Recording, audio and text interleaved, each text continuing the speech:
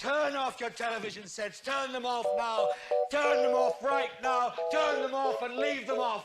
Turn them off right in the middle of the sentence I'm speaking to you now. Turn them off.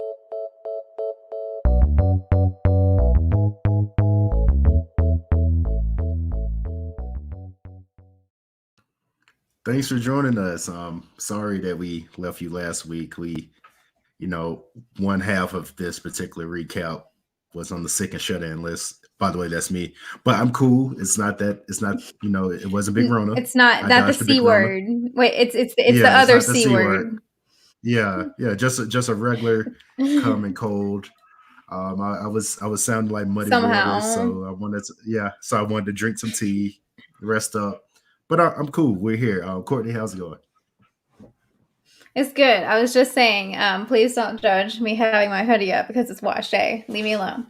So, it turned out, I think a lot of people were saying this, the last week's episode was just kind of like, meh. So it wasn't worth us having to hear Ron hack constantly. Right. So we decided to spare y'all. Just don't say we don't care. Because we care. Yeah, we do this for the people. But yeah, so let's at least do this for people. Let's at least spend like 5 minutes just briefly talking about. It might not even take. I can't even remember much of what happened. I can't even remember. All right, so here's my main takeaway of chapter 3 is who is the barber on Tatooine, because that one guy, hybrid droid human guy had like the cleanest fade I've ever seen in Star Wars. Like Tatooine ever. Of all places. Yeah, great barber on Tatooine. It has to be. But no, so I'll quickly try to go through this. So this is what happens. Sorry, I was just thinking, I was like, maybe like what is it, that character from The Boys can go to Tatooine to get haircuts. Ooh, his haircut is so terrible. Yeah. He's so terrible. He could just speed to Tatooine and he's good. Yeah. That's where all the good barbers are. Look at that. What if we find out it's in the same universe? Boom. But okay, so Bill Dauterive, and I'm not joking, that really is Bill Dauterive. That's Stephen Root. He's saying like this young gang is basically stealing from me. And Boba Fett, being kind of the terrible crime lord he is, he doesn't go punish those people. He's like, hey, come work for me. I don't know if I could trust you or not, but hey, come work for me anyway. Then basically and I'm jumped ahead here, we get an appearance from the Hutt cousins, and they're like, well, the twins, I thought it was you. No, I thought it was you. So they figure out that that the Pikes are actually behind this, and they're hired by the mayor, who is basically trying to wage a war between them. That's the quickest recap I could possibly do. But so basically, it's like Game of Thrones. It's like Game of Thrones, but Star Wars, like that kind of stuff. And even the most recent episode has a little bit of Game of Thrones vibes to it. But by the way, if you hear me say Black Chewbacca, it's because I can't remember the name. But yeah, we also the twins did send Black Chewbacca. Yeah. Because that's what I'm saying. Like that's half the name, and I'm like, and my mom was like, why the Black Chewbacca have to be? She sent me that text. I'm just like, Mom, stop. That was from the comics, but it's a very cool character. It's giving. We'll get into that. It's giving goth Han Solo. And Chewbacca is what it's giving. I'm just gonna say that. It's like goth Chewbacca is the vibe. Even with like the metal the brass knuckles. It's like, what if we made like Chewbacca emo? He had an emo phase. But no. The twins did send what I can't change it because my mom was like Black Chewbacca, and that's like in my head now. But they did send him, and he got his ass whooped by the angry teens, which is what I call them, angry teens. And so they did serve a purpose. I mean, what better bodyguards can you get than angsty teens? You can't. Right. So, but actually, anyway, that's pretty much the only interesting stuff that happened. I left off one thing. Something interesting. Danny Trejo appearance. He brought a new Rancor to Boba Fett. Oh, that's right. Boba Fett has a Rancor now. Yes. Oh, that's So right. He had a little remember baby yeah. Rancor. And we actually got some good Yeah. Rancor lore. Like, we're finding out some Yeah. interesting stuff. Like the first person, it imprints on a human, so now it's like bonded. So that kind of makes sense as to how the Rancor didn't just like eat Jabba. So like I'm guessing because it was imprinted on Jabba, so that's what it keeps it. I'm assuming that we might get some payoff for that because it's not gonna. I'm assuming it's not gonna eat Boba Fett because it imprinted on Boba Fett. So it's like a dog, I guess. I was just about to say the Rancors are kind of like the bully breeds of the galaxy. They get a bad rap. Yeah, it's like it almost like a pit bull, yeah. Right. but it has some good purposes. But yeah, no, that's pretty. And yeah, anytime you see Danny Trejo, it's a really good scene. So that was really cool. There was also a very cool cameo in this episode. Yeah. I'm just gonna say, do you know who it was? Yeah, it was Thundercat. Yeah, I was like, oh shit. And there was like some Thundercat. There was some Thundercat music playing in the background. I don't know if that was like some of his existing music. I'm like, if this isn't music of his that already exists, I think he made it for the episode. But I think it's cool that they're getting random celebrities, and it's like, why? It's making me want to become famous for no reason, just so I can be in a Star Wars, so I can be a Star Wars character. Like, please, put me in a random scene.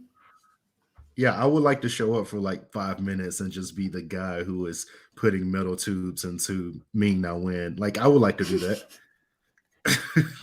Like, sign me up for that. Yeah, just like something random, like a bar, like maybe a bartender or something. I just like, but I do love how it's like that they made the whole like body mod thing.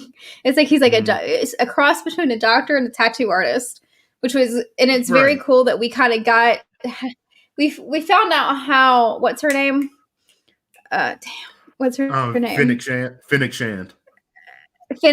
How she ended up with Boba Fett. So I think that was a very cool tie-in in this episode as well. So we got a lot of payoff with this. Did they tell us what happened? I guess we're on the current episode now, but did they tell us what happened with the Tusken Raiders? Something happened. And it was bad. I'm something bad happened.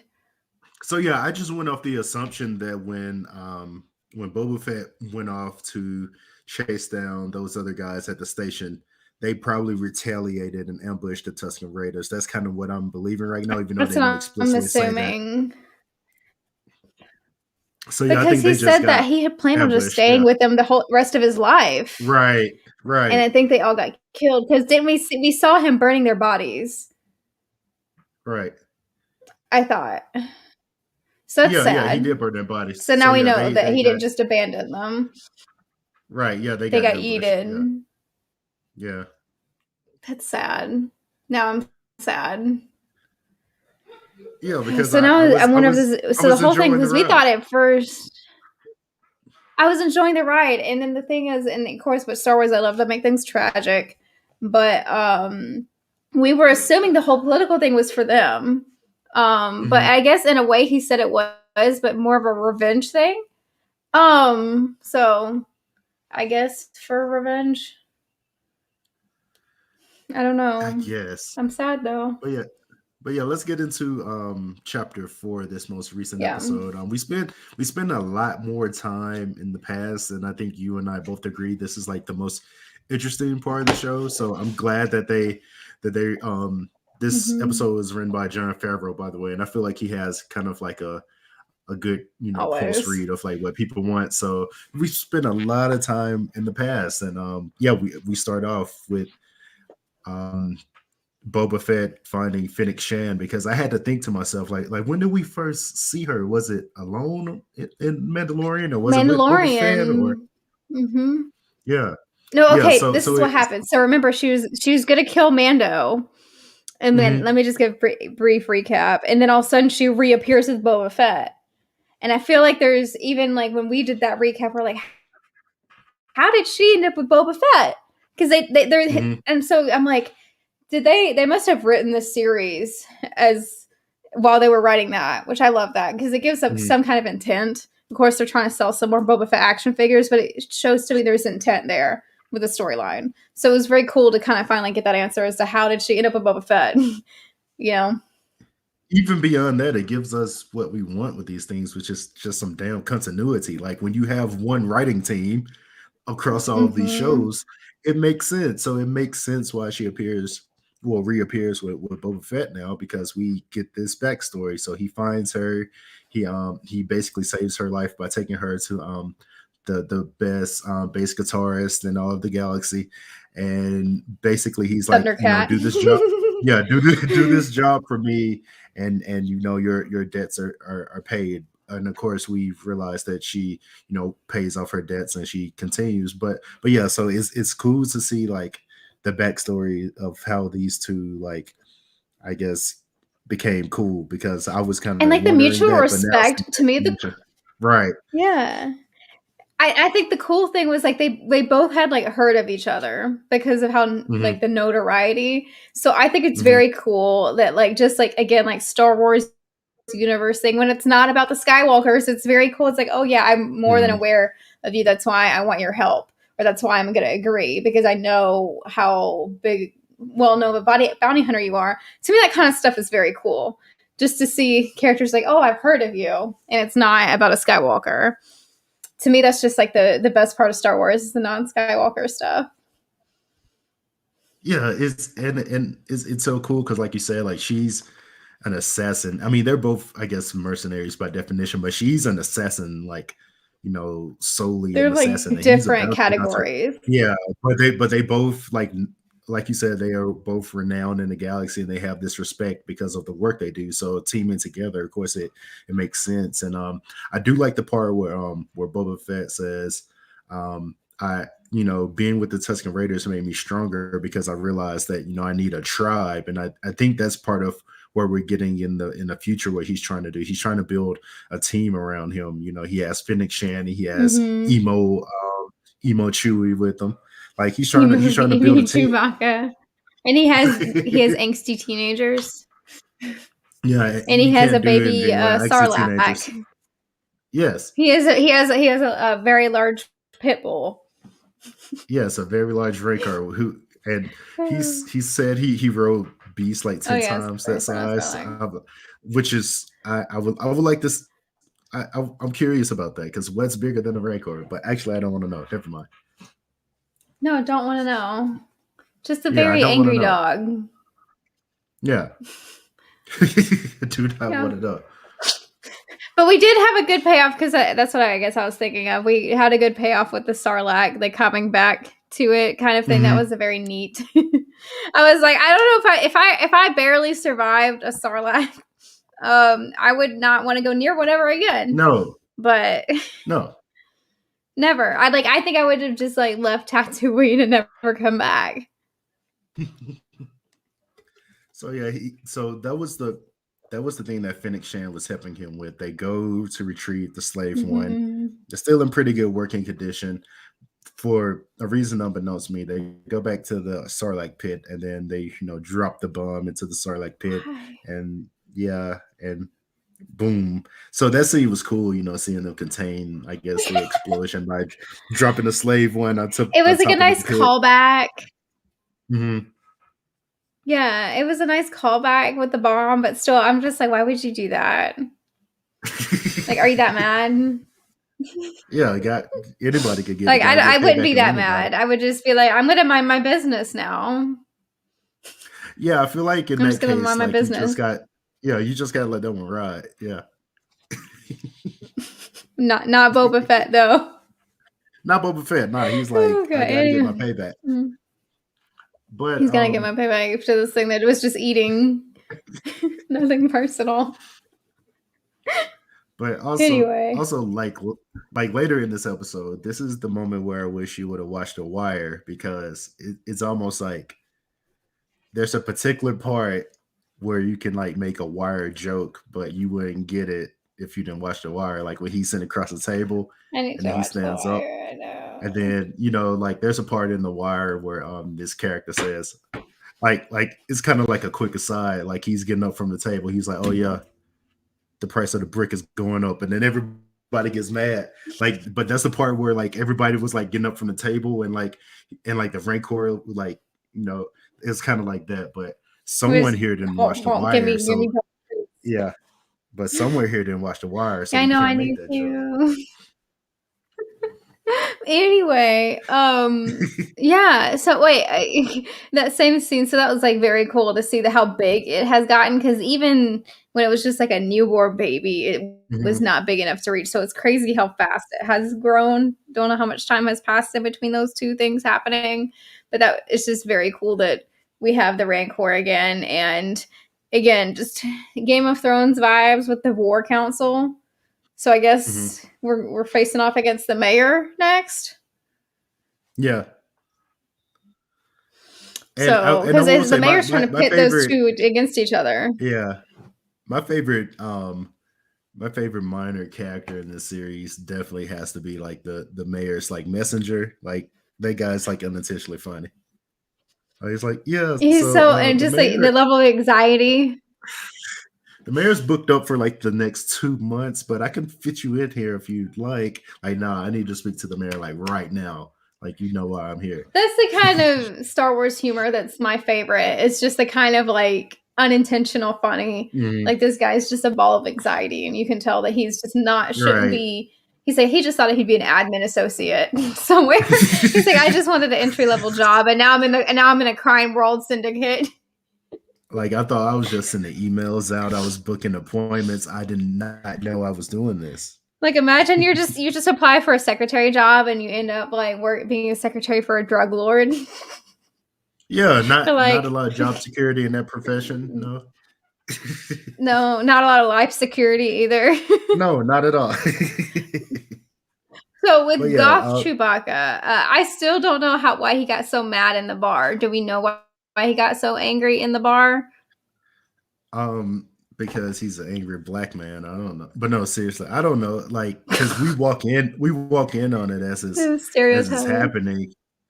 And but we kind of just get the impression that this is just him. He just, quick tempered, He's just he grumpy. blows He's up at anything. grumpus. Yeah, just grumpy. Yeah. He, So he, he's. it I'm rips just a imagining him man's as an elder goth. Like he's just like in his 50s. Like get off my lawn.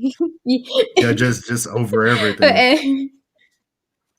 but, so I did love the scene where the lady who like runs the bar where she tried to talk him down Mhm. and it made you think that she really was, and he's like, oh nope, severing him anyway, here's the money for Yeah. it. Yeah. That was Just great. gonna That was rip his very arm funny off. too. Yeah, that was funny. But The yeah, tension in the so scene was very good though too. yeah, that and that's I guess that's where John Favreau like being in this world and his writing comes through because yeah, that little moment like was well played out. Um Black Chrysanthemum, by the way, Black Chrysanthemum, like Not, with 3 R's for some reason. not yeah. It's just that for some reason I just wish he was given a more memorable name. To me, this is Yeah, not a member, but they can't help that. He's from the comics. He's from the comics. They can't help he is that. from the comics. But I just feel like we have like goth. Now we have like a goth version of Han Solo and Chewbacca. It's pretty much. I mean, am I wrong? Am I wrong? It's I giving mean, those no, this is vibes. it. This is it. Also He's the like the Han did leader. shoot. This is like more Mhm. strong Han did shoot vibes. This would Right. be Han definitely shot at first. Also, I guess another little Easter egg that kind of is close to this: the leader of the like teenage bike gang. She's an actor by the name of Sophie Thatcher, and she's also on Yellow Jackets, the show that I'm trying to get you to watch, and she plays the emo girl I on know I Yellow need to Jackets. watch So that.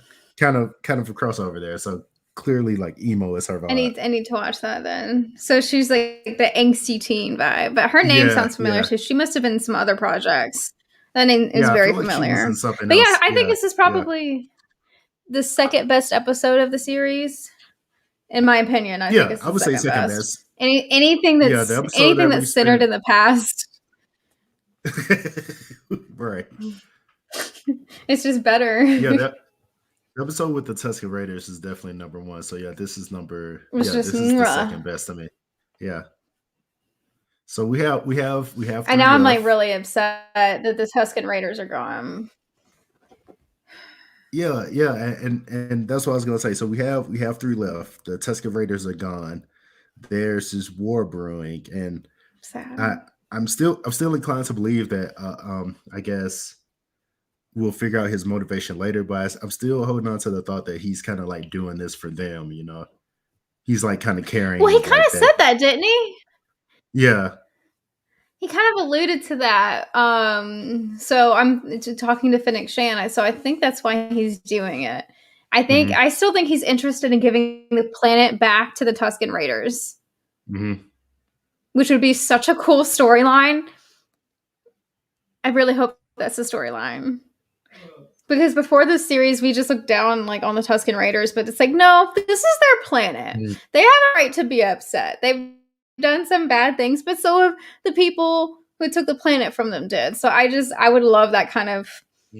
that kind of arc for them as a being in Star Wars.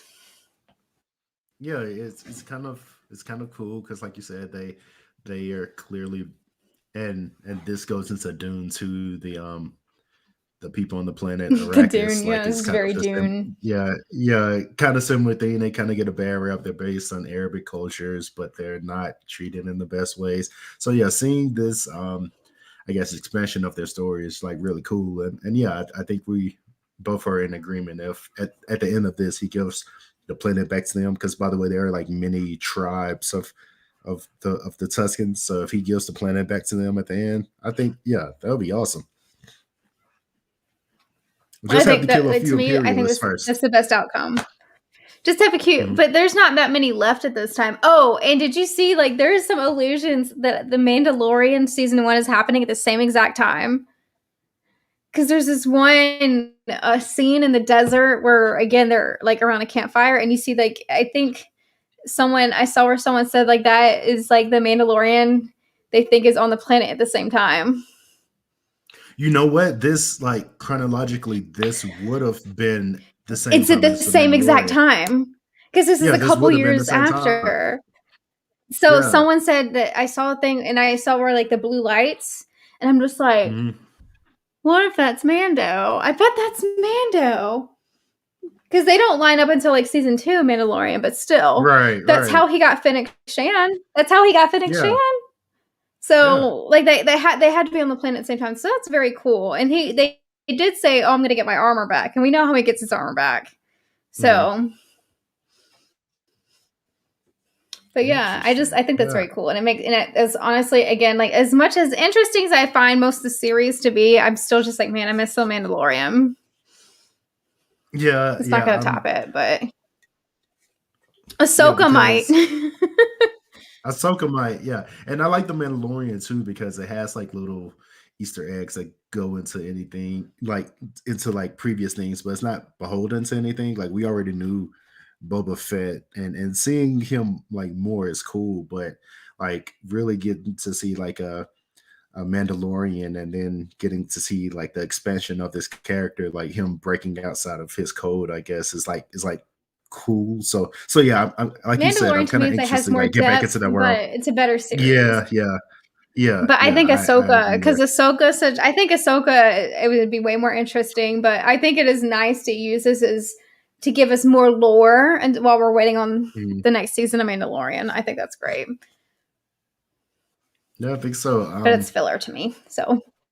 Yeah. Also, I guess my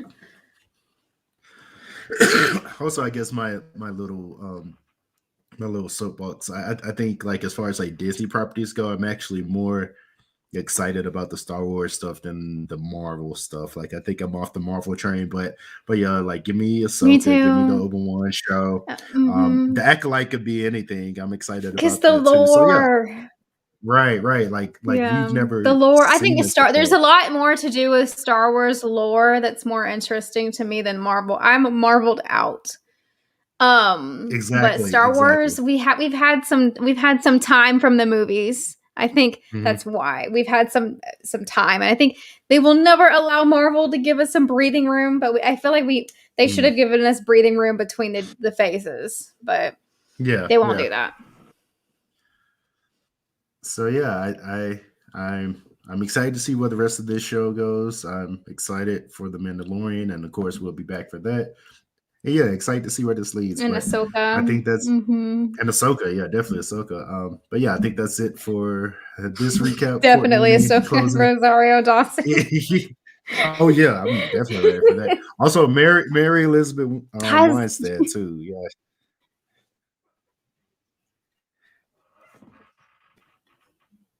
yeah, excited about that. But yeah, anyway, so we're good. any closing thoughts?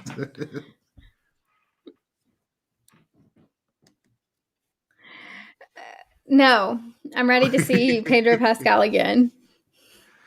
On that note, Even goodbye, though it's people. not really him, but it's okay. On that note, until next time, peace.